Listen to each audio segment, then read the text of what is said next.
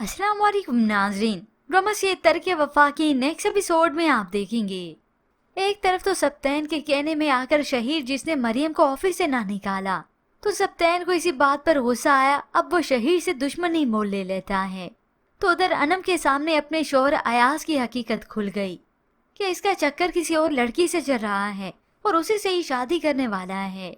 ये अनम तो रोते धोते घर वापस लौटती है, क्योंकि उस लड़की को थप्पड़ मारा तो ये भी अपने शोहर से थप्पड़ खा के ही आई है। अब नीचे बैठी ज़ारो कतार हो रही है अपनी किस्मत पर। कुछ ही देर बीती थी, ये नौशीन वापस घर आई है तो इस अनम को रोते धोते पाती है। अब इससे वजह पूछ ही लेगी। तो कुछ ही देर गुजरी थी, अयाज की इस नौशीन के पास कॉल आ गई। तो बस फिर ये अनम झट से फोन ले लेती और स्पीकर पर कॉल करती है। नौशीन, मैंने बहुत बड़ी गलती कर ली अनम से शादी करके। हमारा तो बिल्कुल मिसमैच कपल है, उसमें और मुझ पे कुछ सिमिलर नहीं। वो बदतमीज है, मैं अपनी जिंदगी और उसके साथ बर्बाद नहीं कर सकता। यूं अनम ने और सच्चाई भी सुनी ली। तो उधर ये अनिला आपी इस नौशीन के कहने में आकर आसिफ को पैसे ट्रांसफर करती है, और वो भी बैंक ट्रांजैक्शन। चलो अच्छा, इस अनिला आपी ने बेवकूफ़ी कर ही दी और अब तो ये पक्का सबूत ही बनेगा। वहाँ पर सिप्ते को इल्म हो जाता है कि कोई बड़ी अमाउंट की ट्रांजैक्शन हुई है। आकर अपनी आपी से पूछता है, आपी आपसे पूछना था कि आपने आज कोई बैंक ट्रांजैक्शन की थी। तो अनिला ने भी मुंह सुझाकर कह दिया, आपी पे शक कर रहे हो क्या? तो अब सप्तैन साफ इनकार ही कर देगा, नहीं आपी ऐसा मैं सोच भी नहीं सकता। क्या मालूम कि हाँ ये हकीकत ही है, शक करना बनता है। खैर ये तो वक्त ही सबूत इस ट्रांजैक्शन का लेकर आएगा।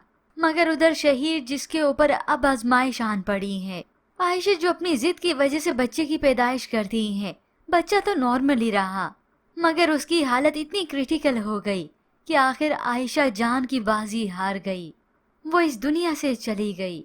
लेडी डॉक्टर आकर शहीर को बताते हैं, हमने पूरी कोशिश की लेकिन हम उन्हें नहीं बचा सके।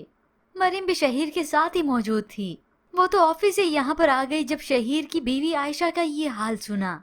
यूँ अब शहीर का बच्चा तो होता है, मगर आयशा ना रही। इस मुश्किल की घड़ी में ये मरियम ही साथ देती है शहीर का, बच्चे को संभालती है।